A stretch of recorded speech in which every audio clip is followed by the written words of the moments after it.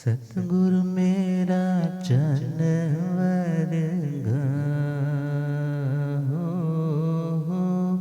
सतगुरु मेरा जानवर ओ मेरी प्रीत ना चकोरा वाली। सतगुरु मेरा जानवर कि मेरी प्रीत न चकोरा वाली। चन विच दाग दिसदा हो, चन विच दाग दिसदा कि मेरे गुरां विच दाग ना कोई। सतगुरु मेरा जानवर कि मेरी प्रीत ना चकोरा। मथे उत्ते नूर चमके ओ मुखों बोलदे ने अमृत वाणी। मथे उत्ते नूर चमके ओ मुखों बोलदे ने अमृत वाणी। सतगुरु मेरा जानवर हो, सतगुरु मेरा कि मेरी प्रीत ना चकोरा वाली। नंगे नंगे पैरी चलदे ओ चाल चलदे ने हंसा वाली। नंगे नंगे पैरी चलदे ओ चाल चलदे ने। सतगुरु मेरा जानवर हो,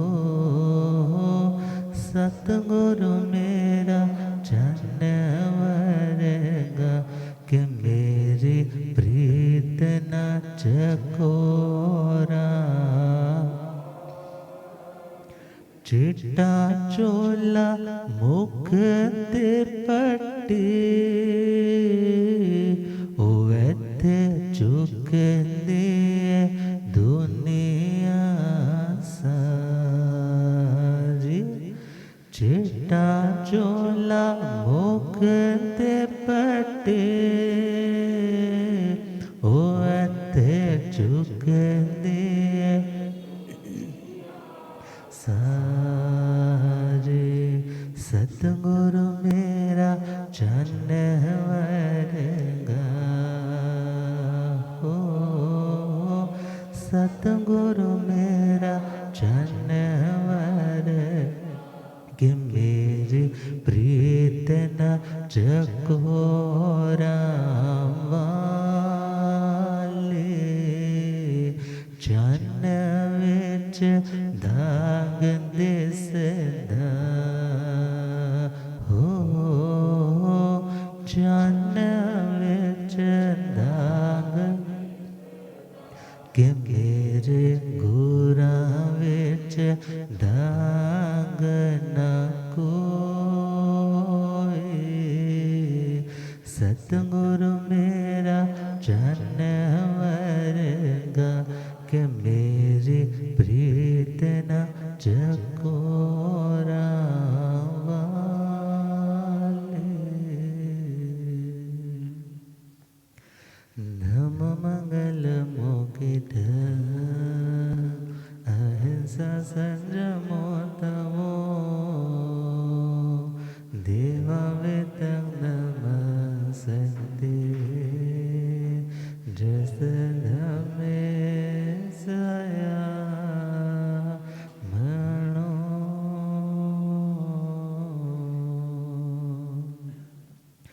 श्री महाविप्रभु को मेरी वंदना।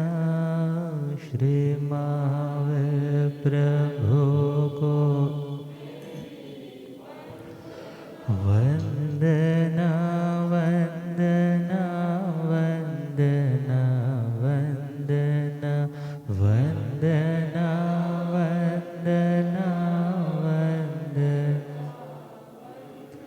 मुझको तारो प्रभु तारे जो चंदना। मुझको तारो प्रभु तारे जो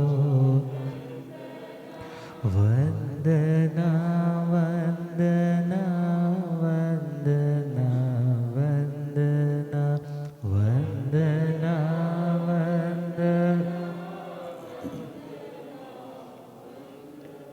अनंत अनंत शांति के निकेतन शासनपति श्रमण भगवान महावीर स्वामी के पावन चरण अरविंदों में हार्दिक भावभीना वंदन नमन।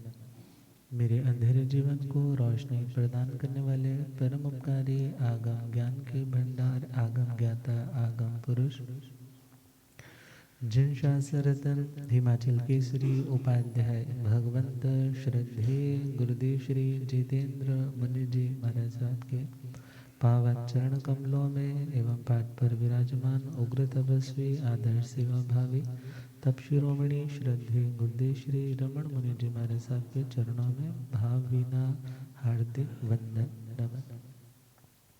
श्रवण कर रहे हैं श्रमण भगवान महावीर स्वामी की पतितों का उद्धार करने वाली, नर से नारायण बनाने वाली, जन से जैन और जैन से जिनेंद्र भगवान तक का स्थान देने वाली मंगलमय जिनवाणी और प्रथम अध्ययन विनय श्रुत के माध्यम से एक शिष्य को गुरु की कृपा प्राप्त करने के लिए क्या करना चाहिए, क्योंकि गुरु प्रसन्न है तो सब प्रसन्न है। और यदि गुरु की कृपा नहीं मिली तो गुरु से जो परंपरागत श्रुत अर्थ का ज्ञान का लाभ मिलने वाला है, उस ज्ञान के लाभ से वह आत्मा वंचित रह जाएगा। और एक घर से निकला हुआ जैसे व्यक्ति फिर अलग अलग जगह पे एडजस्ट नहीं हो पाता, इसी प्रकार गुरु से ठुकराया गया जो गुरु को ठोकर लगाता है, फिर गुरु निभाते तो हैं मगर फिर ज़्यादा लंबा वक्त नहीं निभाते, फिर उसे भी ठुकरा देते हैं और फिर उस ठुकराए हुए को कोई भी स्थान आश्रय देने वाला नहीं होता। तो एक प्रश्न आ जाता है कि गुस्सा करना पाप होता है, 18 तरह के पाप आते हैं और क्रोध करना उसमें पाप में काउंट किया है, क्योंकि क्रोध से हमारी अर्जित तपस्या पुण्य साधना भी नष्ट होती है, शारीरिक दृष्टि से भी नुकसान होता है और अध्यात्म की दृष्टि से, आत्मा की दृष्टि से, मानसिक धरातल पर भी व्यक्ति के स्टेबिलिटी में गिरावट आती है। तो प्रश्न आता है कि क्रोध करना पाप है, समझ आता है, मगर क्या क्रोध दिलाना पाप नहीं है? क्या क्रोध का निमित्त बन करके सामने वाले व्यक्ति के मनोभाव को पूरी तरह से डामाडोल करके अस्थिर चित्त करके उसे मजबूर करना कि वो गुस्सा करे, जो मजबूर कर रहा है वो भी उतना ही दोषी है। क्रोध करना यदि पाप है तो क्रोध दिलाना भी क्या है? पाप है। बहुत से बच्चे ऐसे हैं जो स्थानक आने की बात कहो तो उनका एक ही कहना होता है, हमारे पेरेंट्स इतने सालों से आते हैं मगर उनमें कोई चेंज तो आया नहीं। कथा सुन कर के घर में जाते हैं, काम वाले टाइम पर नहीं आती है तो चिल्लाना शुरू कर देते हैं। बहू ने यदि दोपहर के लंच के लिए तैयारी नहीं करके रखी तो चिल्लाना शुरू कर देते हैं। बच्चे यदि आज छुट्टी है टाइम पर उठे नहीं हैं तो गुस्से में आग बबूला हो जाते हैं। हमें तो ये समझ नहीं आता वो वहाँ जाकर सुन के क्या आते हैं, मगर विचार करना है। उन्हें क्रोध आता है, वो उनकी एक अपनी कमजोरी है, मगर वहाँ पर निमित्त का क्या योगदान है। वो आप निमित्त यदि बुरे निमित्त हो तो आप खुद को क्लीन चिट दे करके उनको सेंसर बोर्ड की कैंची चला करके बोलो कि तुम गलत हो, तो बिल्कुल जस्टिफाइड आंसर नहीं है। अर्थात यदि तुम कहे के अनुसार चलते होते तो उन्हें एक बार बोलना पड़ता, दो बार बोलना पड़ता, मगर इरिटेट होकर के ऐसे चिल्लाना ना पड़ता। एक यूनिवर्सिटी की या शायद स्कूल की कॉन्वोकेशन में ना किसी प्रेसिडेंट ने स्पीच दी थी, तो आर्टिकल एक बार पढ़ा था।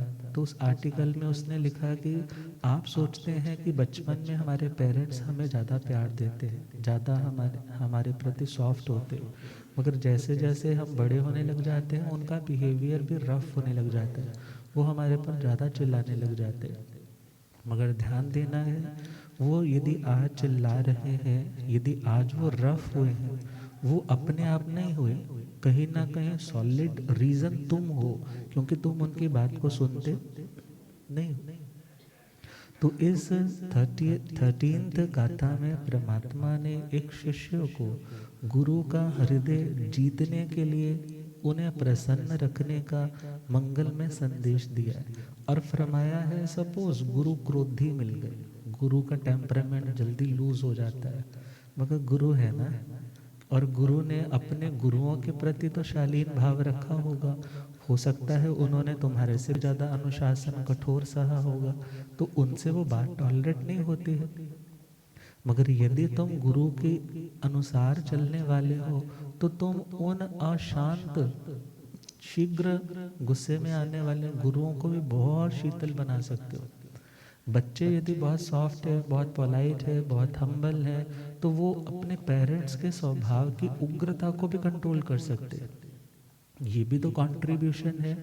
और यदि बच्चे ही उदंड प्रकृति के हैं, सुनते ही नहीं है, उन्हें छोटी छोटी बात पर गुस्सा दिलाने में पूरा अपनी ओर से प्रयास करते हैं, तो माता पिता को हो या गुरुजन को हो, वो है तो अभी संसारी ना, है तो अभी छदमस्त, और छदमस्त में भी उन्होंने कौन सा भी उपशम श्रेणी वाला वीतराग भाव प्राप्त किया है, ना तो 11वां गुण स्थान है, ना छदमस्त का 12वें वाला उनका क्षीण मोहनी वाला वीतराग भाव है कि उन्हें क्रोध आएगा ही नहीं। तो परमात्मा ने कहा कि तुम्हें क्या कोशिश करनी है कि तुम्हारा व्यवहार अपने गुरुओं की इतना अनुरूप हो कि उन्हें क्रोध करने की आवश्यकता ही ना पड़े। तो इस मंगलमय गाथा में परमात्मा ने फरमाया कि सरल परिणामी, मृदु स्वभावी, कोमल स्वभावी गुरु भी क्रोधी बन जाते हैं। किसके कारण? अविनीत शिष्य के कारण। किसके कारण? इट मीन्स यदि तुम खुद को कंट्रोल करना सीखो तो तुम खुद का तो कल्याण करोगे ही, प्लस तुम अपने बड़ों के भी कल्याण का निमित्त बनोगे, उनके समाधि भाव का निमित्त बनोगे। और यदि उनके समाधि भाव का निमित्त बनोगे तो कितनी निर्जरा होगा, कितना पुण्य होगा। तो इस मंगलमय गाथा में फरमाया, अणासवा थूलवया कुशीला बेओं पिचंड पकड़े तिसेसा चित्ताणु आलहु दको ववेया पसायते हो दुरासया बे। तो फर्स्ट लाइन में तो फरमाया है कि एक शिष्य किस प्रकार अपने कोमल स्वभावी गुरु को क्रोधी बनाता है। वो शिष्य जो अनासवा, अनासवा का मतलब ये नहीं है आश्रवों का सेवन नहीं करने वाला, अनाश्रव हो गए, अनाश्रव हो गए, वो नहीं, बल्कि अनासवा शब्द यहाँ पर हमें ना डिस्क्रिमिनेट करना सिखाएगा। क्योंकि एक शब्द है आश्रव, एक शब्द है आश्रव, दो शब्द आते हैं नव तत्वों में पढ़ते हैं आश्रव, मगर वो करेक्ट नहीं है। करेक्ट क्या है? आश्रव। क्योंकि श्रूय श्रवण धातु से जिससे सुनना अर्थ आता है, उससे भी शब्द बनता है श्रवण। क्या शब्द बनता है? श्रवण करना। अब श्रवण करना इट मीन्स आश्रव। आश्रव, आ का मतलब ये आगे का देखा जाए तो उपसर्ग है, जिसका नाम अर्थ है आसमनता, चारों ओर से, पूरी तरह से, दूसरी जगह से ध्यान हटा करके पूरी तरह से किसी की बात को सुनना, उसका नाम क्या है? आश्रव। उसका नाम क्या है? आश्रव। और जो आश्रव शब्द है वो बना है श्रु गतो धातु से। श्रु गतो का मतलब गति अर्थ में जो वो श्रु धातु आती है, उससे शब्द बनता है श्रव। आ उपसर्ग लगाया, आ श्रव। गति करना मतलब चीज का रिसना, किसी चीज का बह करके आना। तो कर्म रूपी तालाब में, आत्मा रूपी तालाब में कर्म रूपी पानी आना, आने का नाम क्या है? आश्रव। तो क्लियर हुआ? क्योंकि ये प्राकृत है, यहाँ पर अणासवा है, तो जब संस्कृत रूपांतरण करेंगे तो अणाश्रवा भी बन सकता है और अणा श्रवा भी बन सकता है। मगर यहाँ पर यदि हम शिष्य को ये कहेंगे कि वो तो आश्रव का सेवन करता ही नहीं है, किसी दोष का सेवन करता ही नहीं है, फिर उनके मृदु स्वभावी गुरु गुस्सा क्यों हो रहे हैं? फिर उनके अच्छे कोमल स्वभाव वाले गुरु क्यों गुस्सा हो रहे हैं? तो वहां पर वो अर्थ नहीं निकलता। बल्कि जब ये कहते हैं अणाश्रवा, मीन्स सुनता ही नहीं है गुरु की बात को। आप सपोज अपने बच्चे को कोई बात समझाते हो, बेटा ये काम नहीं करना, हाँ ये चीज नहीं खानी, यहाँ पर नहीं जाना, इतने बजे तक घर वापस आ जाना। अब एक बार समझाया, दो बार समझाया, सपोज करो कोई ड्रग एडिक्शन होगी, रोज समझाते हो, रोज डांटते भी हो, मगर एक टाइम आता है कि आपका मन करता है इसको ऐसी जगह भेजो जहाँ पीट पीट करके इसको क्या कर दे, लोग बंदा बना दे, सीधा कर दे। अर्थात जो सुनता नहीं है। अनाश्रवा का मतलब, अनाश्रवा मतलब जो अपने गुरु की बात, दुनिया की बातें सुननी है तो कान की मशीन भी चलाने की जरूरत नहीं पड़ती, और धर्म की बात सुननी है, कोई अच्छी बात सुननी है, बहुत बार कह देते हैं ना, मम्मी जी को नहीं सुनता नहीं है, मगर हाँ घर में कोई ऐसी बात होती तो उनको बड़ी जल्दी सुन जाती। हाँ, अब यहाँ पर पॉइंट क्या है? जो मतलब का है वो तो सुनता है, मगर जो मन पसंद का नहीं है उसको वो सुनता ही नहीं।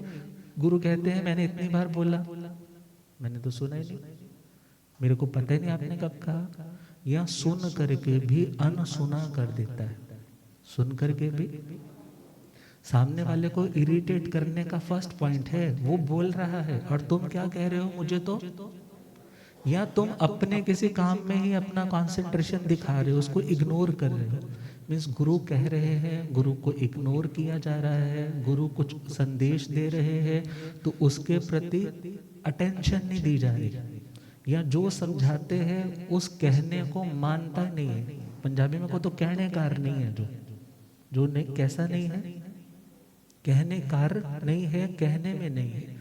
तो पहला पॉइंट है अणासवा, अणाश्रवा, जो गुरु की बात का श्रवण करता नहीं है, या श्रवण करता हुआ भी उसे अनसुना कर देता है, गुरु की बात आज्ञा सुनने के लिए बहरा हो जाता है। क्या हो जाता है?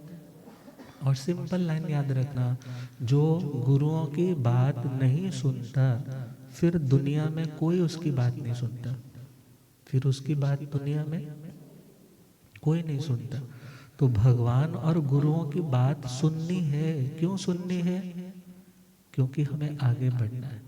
अदरवाइज यदि नहीं सुनेंगे, जिंदगी से कमियां जाएंगी नहीं, जिंदगी में अच्छाई में और प्रमोशन हो नहीं पाएगी, तो हमारी बात को भी कोई वैल्यू, कोई तवज्जो दुनिया में नहीं मिलने वाली। तो पहला पॉइंट, जो अपने गुरु की बात को नहीं सुनता, अणासवा। क्लियर? अगले वर्ड पर आए, थूल वया। कौन सा? थूल वया। वया मतलब एक वय, तो उसको भी बोलते हैं, आयु के लिहाज को भी वय बोलते हैं, मगर यहाँ पर वचन शब्द है। वय का मतलब यहाँ वच मतलब वचन। और थूल का मतलब होता है मोटा, स्थूल। जैसे आप व्रत लेते हैं, स्थूल प्राणातिपात का क्या कर दिया आपने, त्याग कर दिया। सूक्ष्म सूक्ष्म का विवेक रखेंगे, ऐसा ही होता है। अब स्थूल वचन वाला मतलब मोटे मोटे वचन बोलने वाला, सिंपल कहें तो जिसकी वाणी में स्थूलता मतलब रिफाइन नहीं है। क्योंकि एक बॉडी होती है स्थूल, एक होती है वेल शेप्ड, हाँ, जिसने बड़ा एक्सरसाइज की है, वर्कआउट किया है, मेंटेन रखा है। ऐसे ही वचन किसी के तो है अनफर्निश्ड, जो मुंह में आया बोल दिया, और एक है अपने वोकैबुलरी के अकॉर्डिंगली उस सेंटेंस को अच्छे से जोड़ के बना के किसी को बुरा नहीं लगे रिफाइन करके प्रेजेंट कर रहा है। तो थूल वया का सिंपल मतलब जो कठोर भाषी है। कैसा है, कठोर भाषी है। और इसी के साथ साथ देखे तो अंट संट बोलने वाला, जो मुंह में आया बोल दिया, बिना विचारे बोलने वाला, उसके लिए भी क्या बोला, थूल वया। तभी तो बड़ा पुराना भजन चलता है ना, न बोलो बोल तुम कड़वे, कोई दिल टूट जाएगा। न बोलो बोल तुम कड़वे, कोई दिल टूट मिलेगा फिर ना दिल से दिल, ये शीशा टूट जाएगा। मिलेगा फिर ना दिल से दिल, ये शीशा टूट जाएगा। अपनी बार तो ध्यान ही नहीं है कि मैं क्या बोल रहा हूँ, दूसरा कोई बोले तो उन वर्ड्स को याद रखता है, आपने उस टाइम ऐसा बोला था, 4 लोगों में ऐसा बोला था। परमात्मा कहते हैं ऐसा शिष्य अपने गुरुओं को कैसे खुश रख पाएगा, ऐसा बच्चा अपने पेरेंट्स का आशीर्वाद कैसे प्राप्त कर पाएगा, जो उनकी सुनता ही नहीं। वो बोलते बेटा ऐसा नहीं करना है, इतना खर्चा नहीं करना है, ये चीज़ नहीं लेकर आनी है, वो वही चीज़ लेकर आता है। गुरु कहते हैं ये काम नहीं करना है, वो कहता है आप पुराने ज़माने को, आपको नहीं पता है कैसे चलती है दुनिया, ऐसे ही करना है। नहीं सुना, और यदि कुछ कहते हैं तो आगे से उल्टा जवाब, थूल वया, कुशीला। कुशीला, शीला, आजकल तो शीला कम ही नाम रखते होंगे, शील से शीला बना। शील का मतलब है जिस कार्य को हम बार बार करते हैं वो हमारे एक हैबिट में आ जाती है चीज़, और उसी काम का, उसी प्रवृत्ति का नाम होता है शील। जैसे स्वाध्यायशील, स्वाध्यायशील बोलते हैं ना, जो स्वाध्याय करने में खुद को क्या रखता है, बिजी रखता है। आदत है जी, कोई महाराज आए कुछ ना कुछ पढ़ने जरूर आएगा, या कभी घर पे चल जाओ तो कोई ना कोई शास्त्र थोकड़े की बुक लेकर के पढ़ रहा होगा, तो उसको क्या बोल देते हैं, स्वाध्यायशील। और जो व्यक्ति हर बात में लड़ाई के लिए तैयार रहे तो उसको क्या बोल देते हैं, कलहशील। कोई व्यक्ति इतना विनम्र है, हाँ बड़े हैं उनकी तो रिस्पेक्ट करता ही करता है, मगर अपने से छोटे हैं उनको भी बहुत प्यार से बुलाता है, तो क्या बोलते हैं, विनयशील। ये कैसा है, मगर यहाँ शब्द दिया है कुशीला, कुशील। कु का मतलब कुत्सित, कु का मतलब कुत्सित, कुत्सित का मतलब निंदित, निंदित गर्हित, जिसे शास्त्रों में, जिसे उत्तम पुरुषों ने अच्छा नहीं कहा, उसका नाम क्या है, कुत्सित। कु गर्हा अर्थ में आता है, निंदा अर्थ में आता है, जिसको कह देते ना छी ये बहुत गंदा है, तो ऐसा जिसका शील है, शील अर्थात जिसका अभ्यास, जिसकी फितरत, जिसकी प्रवृत्ति, जिसके क्रियाकलाप कैसे हैं, शास्त्र की बातों के द्वारा अनुमोदित नहीं है, उसे क्या बोला? कुशीला। वैसे शील के हमने तीन अर्थ किए थे, समाधि, समाधि जिसकी समाधि भाव अच्छा नहीं है उसे कुशील बोल दिया। फिर सेकंड मीनिंग किया था जिस व्यक्ति की आदत अच्छी नहीं है उसको भी क्या बोला? कुशील। फिर तीसरा अर्थ किया था जिसका चारित्र अच्छा नहीं है उसे भी क्या बोला? कुशील। अर्थात जो व्यक्ति अपने कैरेक्टर में, अपनी इम्प्लीमेंटेशन में, अपने अभ्यास में अच्छी चीज़ें रेपिटेशन पर नहीं कर रहा है, हमेशा अशांत रहता है और दूसरों को अशांत करता है। अब ऐसा कुशील व्यक्ति, तीन बुरी वाली क्वालिटीज बता दी, अणासवा, थूलवया, कुशीला। अब इन तीन अवगुणों से युक्त जो शिष्य होगा वो क्या करता है? मियों पी, मियों की पी का मतलब है मृदुम अपी। मृदु मतलब कोमल, मृदवी आता है दाक होती है ना, किशमिश सौगी होती है, उसको क्या बोलते हैं? मृदवी। क्या बोलते हैं? मृदवी। मृदवी मतलब किशमिश। किशमिश कैसी होती है? बाहर से भी सॉफ्ट होती है, अंदर से भी सॉफ्ट होती है, बाहर से मीठी होती है और अंदर से मीठी होती है। मतलब गुरु जो बड़े कोमल हार्टेड है, बड़े सॉफ्ट हार्टेड है, बड़े सॉफ्ट स्पोकन है, बड़े स्वीट है, किसी बात में किसी का बुरा करते ही नहीं है, मगर ऐसे मृदु स्वभाव वाले भी, अपी का मतलब भी, ऑल्सो ऐसे गुण हैं तो भी ऐसे स्वभाव वाले गुरु को भी चंडम पकड़ती, उन्हें ऐसा शिष्य क्या कर देता है? क्रोधी बना देता है। क्या बना देता है? यहाँ किसका, हाँ किसका परमात्मा ने ड्रॉबैक बताया है? बुरा किसको बताया है? पहले नंबर पे बुरा किसको बताया?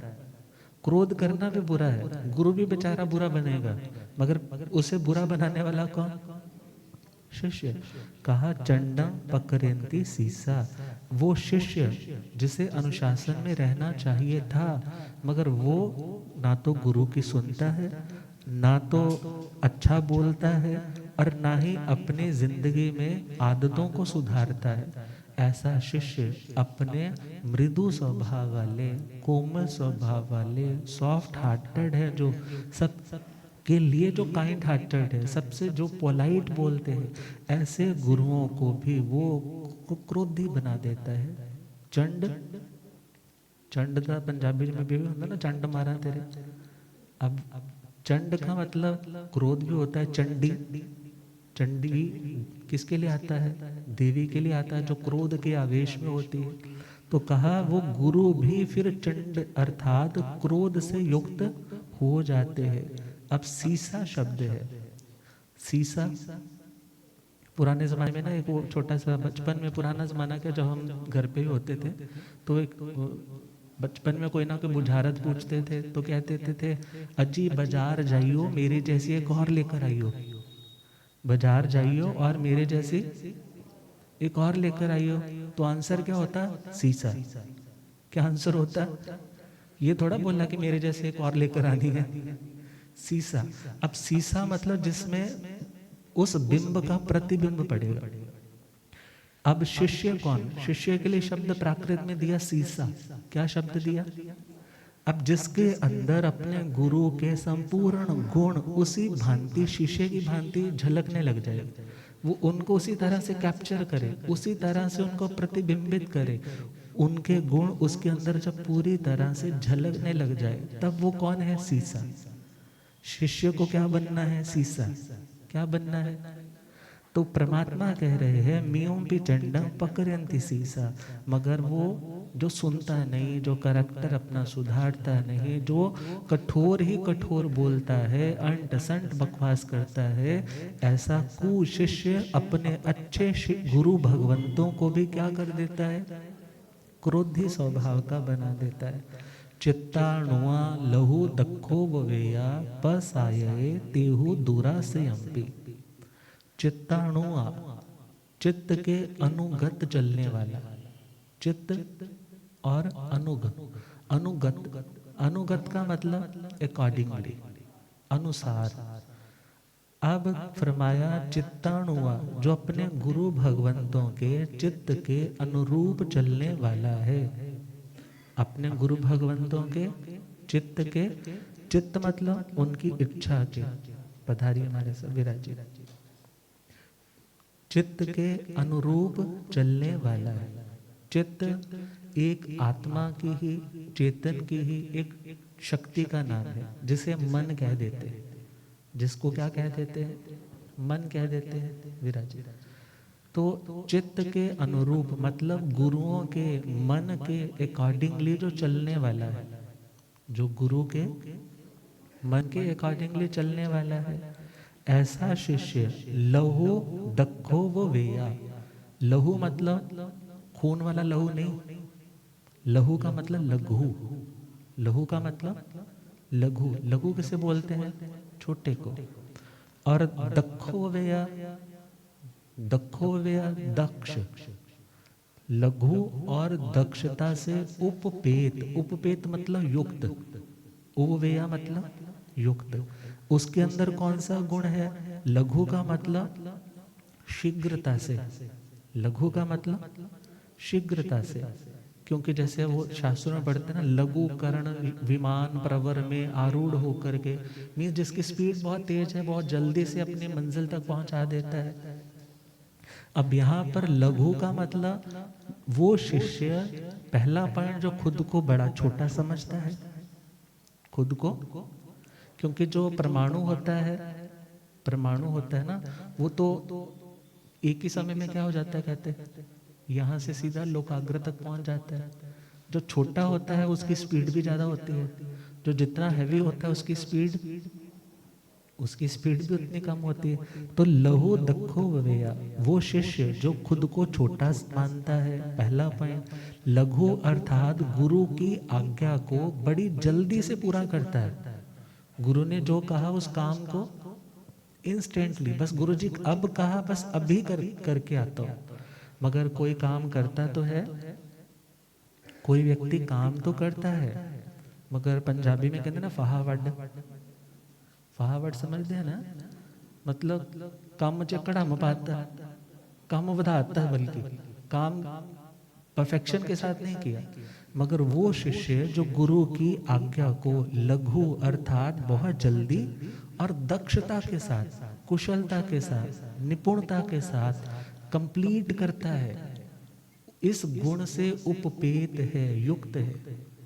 कहा ऐसा शिष्य पसाये, प्रसन्न करता है, गुरुओं के कृपा के प्रसाद को प्राप्त करता है। ते हो दूरा से अंपी, भले, ते मतलब वो गुरु, कैसे हो? दूरा से अंपी, दूरा से अंपी मतलब जिनका आश्रय, पहला पॉइंट करेंगे, दूर आश्रय, जिनका आश्रय लेना, जिनके पास टिकना, जिनकी सनिधि में रहना बड़ा मुश्किल है। कह देते ना कई लोग कि इनके पास तो कोई नहीं टिक सकता जी। क्यों नहीं टिक सकता? बड़े कठोर अनुशासन वाले, छोटी छोटी बात पर टोकने वाले हैं, कुछ टाइम रहेगा अपने आप ही 9-2-11 हो जाएगा। मीन्स वो गुरु जिनके पास टिकना, जिनके पास रहना इतना आसान नहीं है, मगर वो शिष्य जो गुरु के चित्त के अनुरूप चलने वाला, उनकी आज्ञा को शीघ्र और बड़ी निपुणता से करने वाला है, वो अपने ऐसे गुरु को भी प्रसन्न कर देता है। क्या कर देता है? क्लियर? अब दूसरा मीनिंग, दूराशयम्पि अर्थात दूर आशय, जिनके आशय, आशय मतलब कह नहीं देते मेरी बात का आशय समझो, आशय मतलब मेरी बात का जो लॉजिक है, जो इंटेंशन है, तुम उसको पकड़ने की कोशिश करो। जो गुरु अपने आशय को, अपनी भावना को पूरी तरह से व्यक्त नहीं करते, मगर वो शिष्य उन गुरुओं की उस भावना को, उस इंटेंशन को, उस आज्ञा को बस इशारा ही हुआ है उसी से समझ लेता है कि गुरु क्या कहना चाहते हैं। अब एक बच्चा, एक बेटा जो माता पिता कहते नहीं है बेटा मेरा चश्मा टूट गया है लेकर आना है, बल्कि चश्मे के बिना घूम रहे हैं तो उसको पता चल रहा है कि इनका चश्मा ठीक नहीं है। कपड़े आज पूरे प्रॉपर नहीं सर्दी का पहना हो तो पता लग गया है कि इनके पास कपड़ा पूरा नहीं है, तो वो खुद ही लेकर के आ जाता है। और एक है जिसको 10 बार कहना पड़ता है बेटा मेरा चश्मा टूट गया है। वो बच्चे की किट्टी पार्टी के लिए गिफ्ट्स लेने तो चला गया, मगर अपने माता पिता के चश्मे के बनवाने का टाइम उसके पास। अब जिसके पास टाइम नहीं है, बताओ ऐसे पेरेंट्स उस बच्चे पे खुश होंगे? मगर जिस पेरेंट्स ने अपने मुंह से भी नहीं बोला, वो क्या बोलते हैं पेरेंट्स कि महाराज हमें तो कहना नहीं पड़ता, बल्कि हमारे बिना कहे बच्चे क्या करते हैं, हमारी हर हर तरह का केयर करते हैं। अर्थात वो शिष्य जो गुरुओं की भावना को समझना सब लोगों के लिए जो इजी नहीं था, वो उनकी उस भावना को समझ करके क्या रिक्वायर्ड है क्या नहीं करना है, उस हर बात को समझता है और पर अपने गुरुओं के चित्त के अनुरूप चलता है। परमात्मा कहते हैं ऐसा शिष्य ऐसे कठोर स्वभाव वाले गुरु को भी प्रसन्न करके, चंड रुद्राचार्य जी की कथा आती है। किनकी कथा? तो वो अपने उन क्रोधी स्वभाव वाले गुरुओं को भी प्रसन्न करने वाला बन जाता है। हमारे तो शांत स्वभावी गुरुदेव पधारे हैं। हो रब मेरा सतगुरु बन के आया मैनू,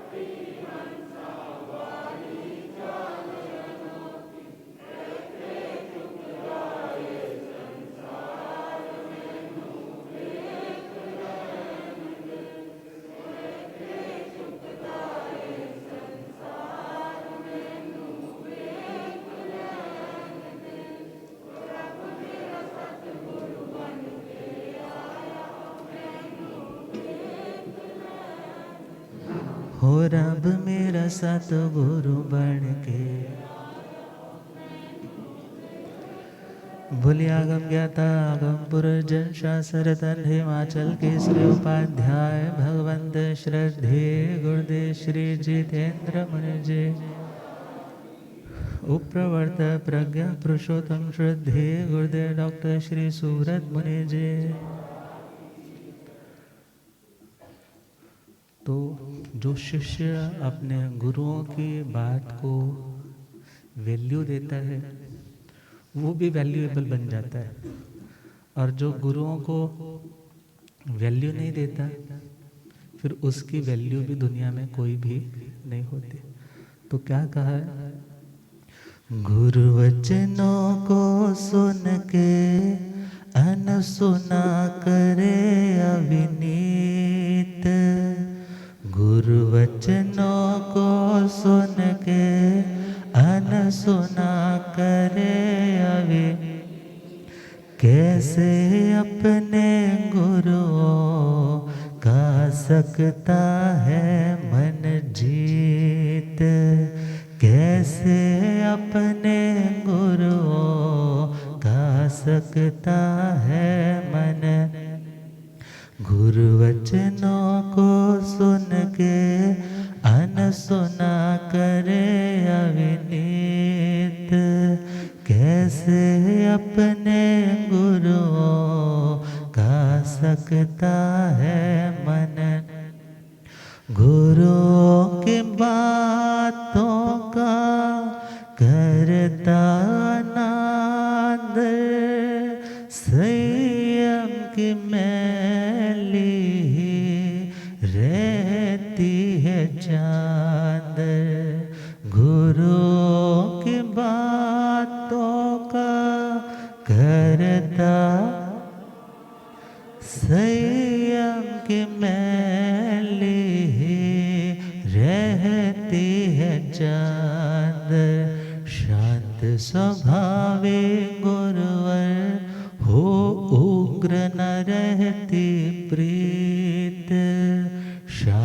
स्वभावे गुरुवर हो उग्र न रहते, कैसे अपने गुरुओं का सकता है मन जी।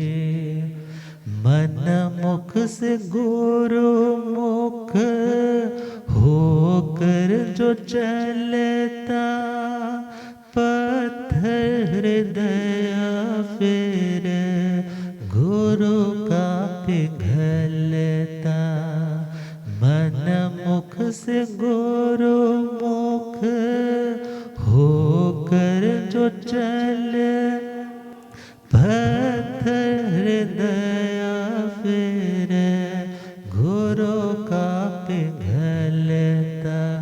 जल्दी वे अच्छे से आज्ञा माने विनीत, जल्दी वे अच्छे से आज्ञा माने विनीत।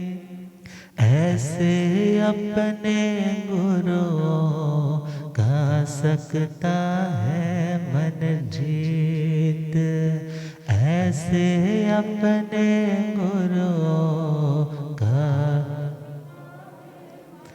शिष्य वही जो शासन को माने, प्रभास गुरु को देना उलाहने। शिष्य वही जो शासन को, प्रभास गुरु को देना उलाहने। गुरु आज्ञा को माने उत्तम शिष्यों की रीत, गुरु आज्ञा को ये उत्तम शिष्यों की रीत। ऐसे अपने गुरुओं का सकता है मन जीत, ऐसे अपने गुरुओं का सकता है मन। तो बाकी इसके बारे में जो आएगा कल श्रवण करेंगे। आप श्रद्धेय बड़े महाराज साहब कृपा करेंगे। ओम शांति।